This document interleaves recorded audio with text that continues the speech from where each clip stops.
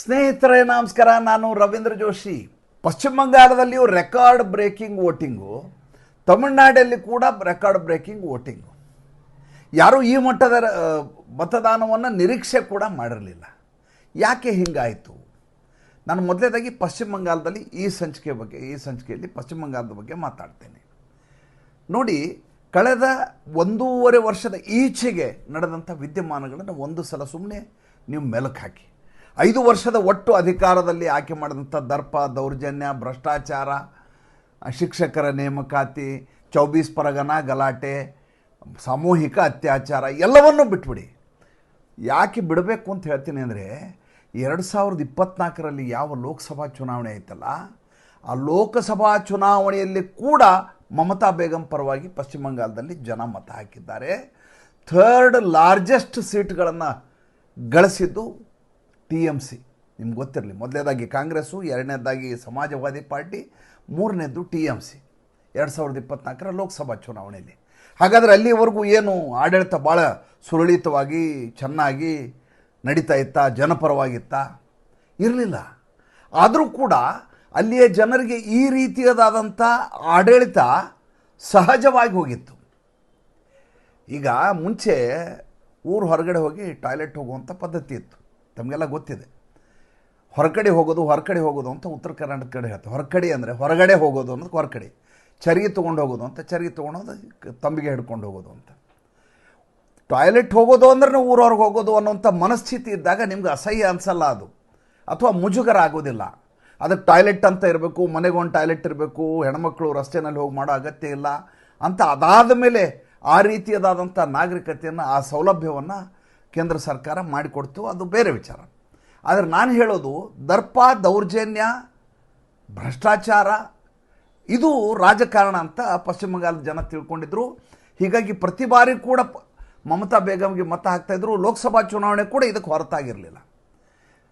ಹಾಗಾದರೆ ಈ ಬಾರಿ ನಿನ್ನೆ ನಡೆದಂಥ ಮತದಾನದ ಸಂದರ್ಭದಲ್ಲಿ ಈ ರೀತಿ ರೆಕಾರ್ಡ್ ಬ್ರೇಕಿಂಗ್ 90% ದಾಟಿ ಮತದಾನ ಆಗಿದೆ ಅಂತಂದರೆ, ಮತ್ತು ಮಮತಾ ಬೇಗಂ ಅವರ ವಿರುದ್ಧವಾಗಿ ಜನ ಧ್ವನಿಯನ್ನೆತ್ತಿದ್ದಾರೆ ಅಂದರೆ ಏನಂತ ವಿಶೇಷ ಏನು ನಡೆದಿದೆ ಅಲ್ಲಿ?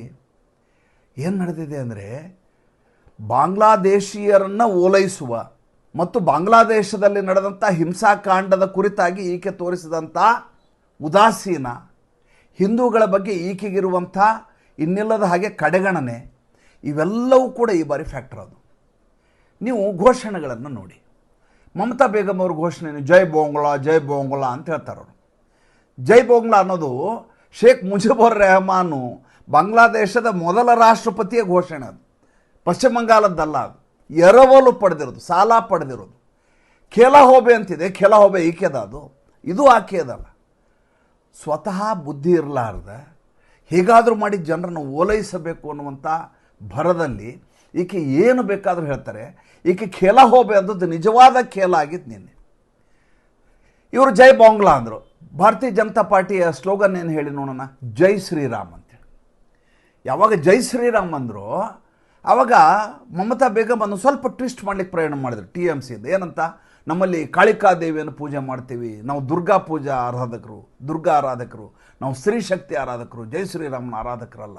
ಆದರೆ ಜನರಿಗೆ ಜೈ ಶ್ರೀರಾಮ್ ಅನ್ನುವಂಥದ್ದು ಹೇಗೆ ಬೀಜ ಮಂತ್ರ ಆಯಿತು ಅಂದರೆ, ನಿನ್ನೆ ಅಮಿತ್ ಶಾ ಅವರು ಮಾಡಿದ ಭಾಷಣದ ಕೊನೆಗೆ ಜೈ ಶ್ರೀರಾಮ್ ಅಂತ ಅವರು ಉದ್ಗಾರ ಮಾಡಿದಾಗ, ಘೋಷಿಸಿದಾಗ ಜನ ಯಾವ ರೀತಿ ಕಹಳೆಯ ರೀತಿಯಲ್ಲಿ ಅದನ್ನು ಹೇಳಿದರು ಅಂದರೆ, ಮನಸ್ಸಿನಲ್ಲಿ ಅದು ಅನುರಣಿಸಿ ಹೋಗಿದೆ ಆ ಶಬ್ದ ಅಂತ.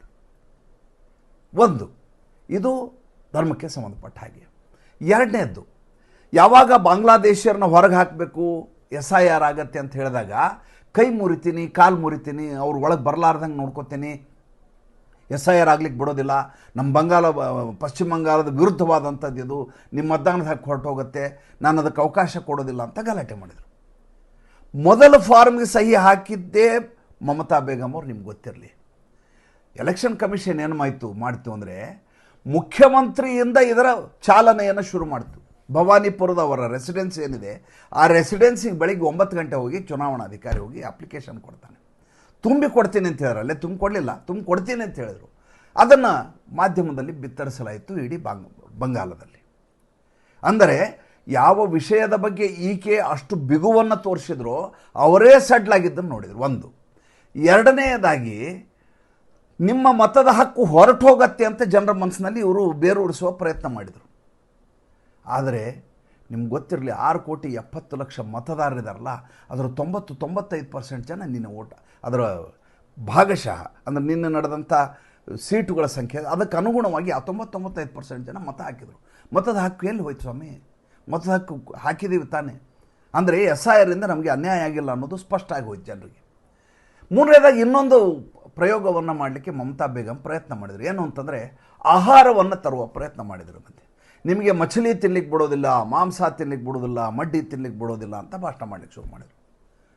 ನರೇಂದ್ರ ಮೋದಿ ಹೋಗಿ ಜಾಲ್ಮುರಿ ತಿಂದ್ಬಿಟ್ರು ಫಸ್ಟ್. ಅಂದರೆ ನಿಮ್ಮ ಆಹಾರ ಪದ್ಧತಿ ಏನಿದೆ ಪಶ್ಚಿಮ ಬಂಗಾಳದವ್ರದ್ದು, ಮೀನು ಆಹಾರ ತಿನ್ನುವುದು ಸ್ವಾಭಾವಿಕ. ಎಲ್ಲ ಕರಾವಳಿಯಲ್ಲಿಯೂ ಕೂಡ ಮೀನು ಸ್ವಾಭಾವಿಕ ಆಹಾರ, ತಕ್ಷಣ ದಕ್ಕುವಂಥ ಆಹಾರ. ತಿಂತಾರದನ್ನ. ಊಟ ತನ್ನಿಚ್ಛೆ, ನೋಟ ಪರನಿಚ್ಛೆ. ನಮಗೇನು ಇಷ್ಟನೋ ಅದು ನಾವು ತಿಂತೀವಿ, ಅದ್ರ ಬಗ್ಗೆ ಯಾರು ಮಾತಾಡಬೇಕಾದ ಅಗತ್ಯ ಇಲ್ಲ.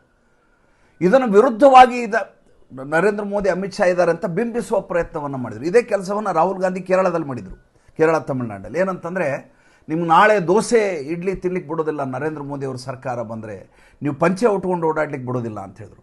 ಅಮೇರಿಕಾಗೆ ಹೋದಾಗ ನೀನು ತಲೆ ಮೇಲೆ ಪೇಟ ಹಾಕ್ಕೊಳ್ಳಿಕ್ಕೆ ಬಿಡೋದಿಲ್ಲ ಅಂತ ಒಬ್ಬ ಸರದಾಜಿ ಹೇಳು. ಅಂದರೆ ಜನರ ದಾರಿ ತಪ್ಪಿಸೋ ಪ್ರಯತ್ನ ಮಾಡಿದ್ರು. ನರೇಂದ್ರ ಮೋದಿ ಏನು ಮಾಡಿದರು? ನರೇಂದ್ರ ಮೋದಿ ಹೋಗಿ ಮೊದಲು ಅಲ್ಲಿಯ ಸ್ವಾಭಾವಿಕವಾದ ಸಹಜವಾದಂಥ ಚುರುಮುರಿಯನ್ನು ತಿಂದ್ಬಿಟ್ರು, ಜಾಲ್ಮುರಿನ. ನಿಮ್ಗೆ ಗೊತ್ತಿರಲಿ, ಅವರು ಜಾಲ್ಮುರಿ ತಿಂದಿರುವಂಥ 1.5-2 ನಿಮಿಷದ ವಿಡಿಯೋ ಇದೆಯಲ್ಲ, 19 ಕೋಟಿ ವೀಕ್ಷಣೆ ಆಗಿದೆ. ಅದು ನೀವು ಗೂಗಲ್ಗೆ ಹೋಗಿ ಚೆಕ್ ಮಾಡಿ ನೋಡಿ. ಮೊನ್ನೆ ನೋಡಿದಾಗ 19 ಕೋಟಿ ಆಗಿತ್ತು, ಈಗ ಜಾಸ್ತಿ ಆಗಿರುತ್ತದೆ.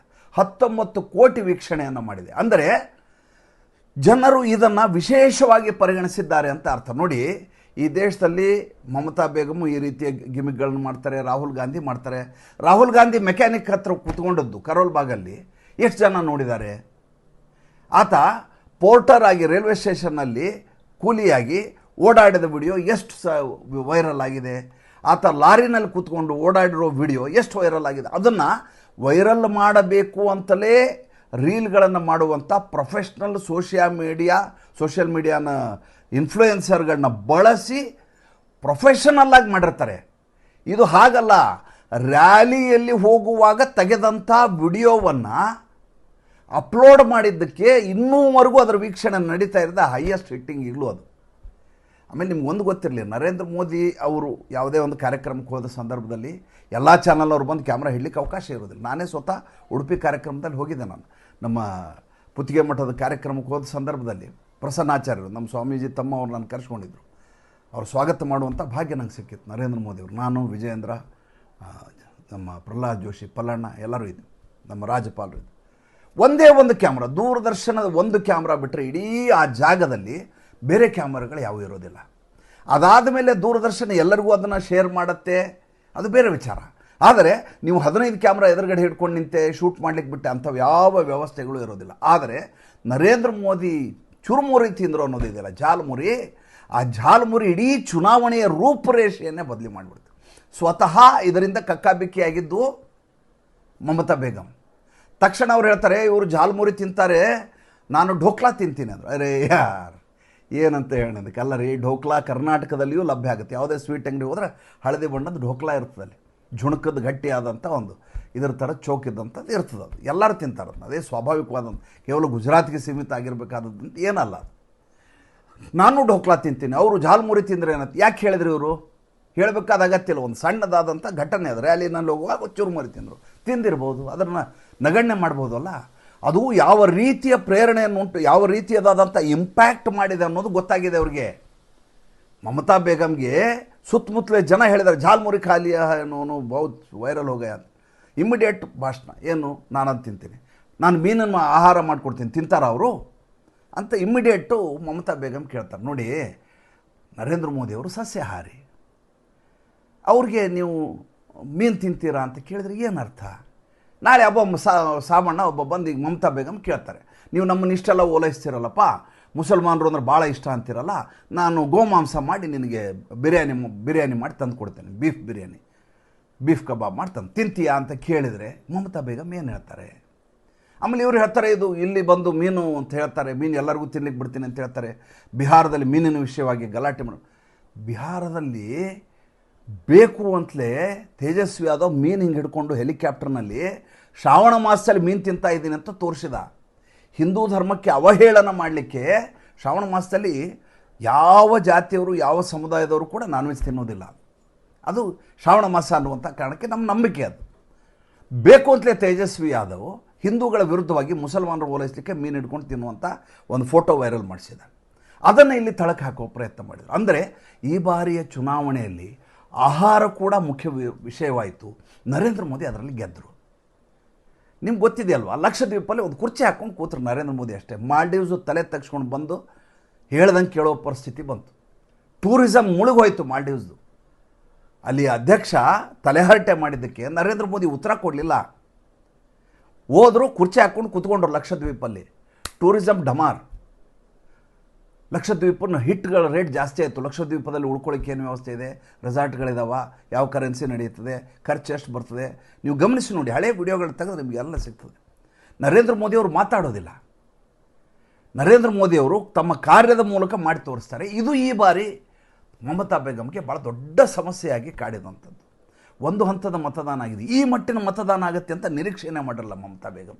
ಯಾವಾಗ ಬೆಳಗ್ಗೆ 9 ಗಂಟೆ 9:30 10 ಗಂಟೆ ಗಲಾಟೆಗಳು ಶುರುವಾದವಲ್ಲ, ಮಮತಾ ಬೇಗಮ್ ಇನ್ನಿಲ್ಲದ ಹಾಗೆ ಖುಷಿಯಾಗಲಿಕ್ಕೆ ಶುರು ಆಗೋಯ್ತು. ಹೇಗೆ ಮತ್ತೆ ಶುರು ಆಯಿತು ನನ್ನ ಆಟ ಅಂತೇಳಿ. 10:30 11 ಗಂಟೆ ಆಯ್ತು ಸ್ವಾಮಿ, ತಣ್ಣಗೆ ಆಗೋಯ್ತಲ್ಲ. ಬಿಸಿಲೇನೋ ಇತ್ತು, ಸುಡು ಬಿಸಿಲು. ಗಲಾಟೆ ಮಾಡೋರಲ್ಲಿ ಯಾರೂ ಇಲ್ಲ. ಆಮೇಲೆ ಜನ ಇರೋದಿಲ್ಲ, ಬಿಕೋ ಅಂತ ಇರ್ತವೆ ಎಲ್ಲ ಬೂತ್ಗಳು ಅಂತ ಇವರು ಭಾವಿಸಿದರು. ಸಂಜೆ 5 ಗಂಟೆ ಆದರೂ ಕೂಡ ಮಹಿಳೆಯರು ಕ್ಯೂನಲ್ಲಿ ನಿಂತಿದ್ರು. ಮಾಧ್ಯಮದವ್ರು ಹೋಗಿ ಪ್ರಶ್ನೆ ಕೇಳಿದ್ರು ಅವ್ರಿಗೆ, ಎಷ್ಟೊತ್ತಿಂದ ನಿಂತು? ನಾ 2 ಗಂಟೆಯಿಂದ ನಾನು ಕಾಯ್ತಾ ಇದ್ದೀನಿ, ನನ್ನ ಪಾಳಿ ಬರಲಿ ಅಂತ ಕಾಯ್ತಾ ಇದ್ದೀನಿ ಅಂತ ಮಹಿಳೆಯರು ಹೇಳ್ತಾ ಇದ್ದಾರೆ. ಅಂದರೆ ಜನರು ತೀರ್ಮಾನ ಮಾಡಿದ್ದಾರೆ, ಈ ಬಾರಿ ಮಮತಾ ಬೇಗಮ್ ಅವರ ಸರ್ಕಾರ ನಮಗೆ ಬೇಕಾಗಿಲ್ಲ, ನಮಗೆ ಬದಲಾವಣೆ ಬೇಕು ಅನ್ನುವಂಥ ಮನಸ್ಥಿತಿಗೆ ಜನ ಬಂದಿದ್ದಾರೆ. ಈ ಮನಸ್ಥಿತಿ ಬಂದಿರೋದು ಆಕೆಗೆ ಗೊತ್ತಾಗಿ ಹೋಗಿದೆ ಮಮತಾ ಬೇಗಮ್ಗೆ. ಯಾವಾಗ ಇದಾಯಿತು ಸಂಜೆ 4 ಗಂಟೆ ಹೊರಗಡೆ ಬಿದ್ದರು. ಆ ಕಡೆ ಮಜಾ ನೋಡಿ, ಆ ಕಡೆ ಹೌರಾದಲ್ಲಿ ನರೇಂದ್ರ ಮೋದಿಯವರ ರ್ಯಾಲಿ ಲಕ್ಷಗಟ್ಟಲೆ ಜನ. ನೋಡ್ಲಿಕ್ಕೆ ಸಾಧ್ಯ ಇಲ್ಲ ನಿಮ್ಗೆ. ಆ ರೀತಿಯ ಕಿಕ್ಕಿರದ ಜನದಟ್ಟಣೆ ನೀವು ನೋಡಿರೋದೇ ಇಲ್ಲ, ನಾನಂತೂ ನೋಡಿಲ್ಲ. ಎರಡೂ ಕಡೆ ಯಾವಾಗಲೂ ನರೇಂದ್ರ ಮೋದಿ ಅವರು ಹೋಗುವಾಗ ಒಂದು ಕಡೆ ಖಾಲಿ ಮಾಡಿರ್ತಾರೆ, ಒಂದು ಕಡೆ ಓಡಾಡ್ಲಿಕ್ಕೆ ಜಾಗ ಮಾಡಿರ್ತಾರೆ. ಯಾಕೆಂತ ಈ ಕಡೆಯಿಂದ ಸೆಕ್ಯೂರಿಟಿ ಅವ್ರು ಹೋಗಬೇಕು ಅಂತ. ಆ ಕಡೆ ಜಾಗ ಮಾಡಿಕೊಡೋದಾದರೂ ಕೂಡ ಪೂರ ಪರೀಕ್ಷಣೆ ಮಾಡಿ ಹೋಗಬಹುದಾ, ಸೇಫ್ ಆಗಿದ್ದಾರೆ ನೋಡ್ಕೊಂಡು ಬಿಡ್ತಾರೆ. ನಿನ್ನೆ ಹಾಗಾಗಲಿಲ್ಲ. ಹೌರಾದಲ್ಲಿ ನರೇಂದ್ರ ಮೋದಿ ಅವರು ಹೋಗ್ತಾ ಇದ್ದರೆ ಜಾತ್ರೆಯ ರೀತಿಯ ಜನ.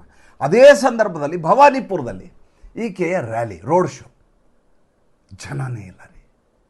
ಇದಕ್ಕಿಂತ ಸೂಚನೆ, ಇದಕ್ಕಿಂತ ಮುನ್ಸೂಚನೆ ಲಕ್ಷಣಗಳು ಇನ್ನು ಏನು ಇರಲಿಕ್ಕೆ ಸಾಧ್ಯ ನೀವು ಹೇಳಿ. ನಾಡಿದ್ದು 29ರ ಚುನಾವಣೆ ಮತದಾನದ ಮತ್ತೆ ವಿವರಗಳನ್ನು ನೋಡೋಣ. ಮುಂದಿನ ಸಂಚಿಕೆಯಲ್ಲಿ ಬೇರೆ ವಿಷಯದ ಬಗ್ಗೆ ಮಾತಾಡ್ತೀನಿ. ಅಖಿಲೇಶ್ ಯಾದವ್ ಮನೆ ಸಿಗಾಕ್ಕೊಂಡಿದ್ದಾರೆ, ನರೇಂದ್ರ ಮೋದಿ ಕೈಗೆ ಸಿಗಾಕ್ಕೊಂಡಿದ್ದಾರೆ. ಹೆಂಗೆ ಸಿಗಾಕ್ಕೊಂಡ್ರು ಅಂತ ಮುಂದಿನ ಸಂಚಿಕೆಯಲ್ಲಿ ಹೇಳ್ತೀನಿ. ನಮಸ್ಕಾರ.